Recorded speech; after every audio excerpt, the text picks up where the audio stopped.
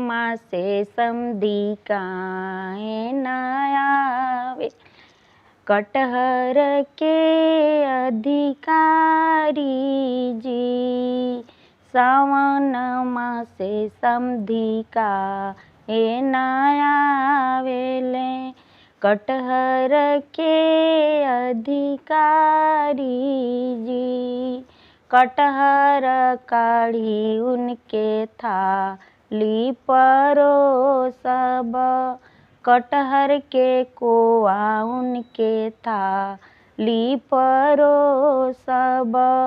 कटहर के लेढ़ा उनके हाँ हाँ जी, कटहर के लेढ़ा उनके हाँ हाँ जी। सावन मासे समधी काहे न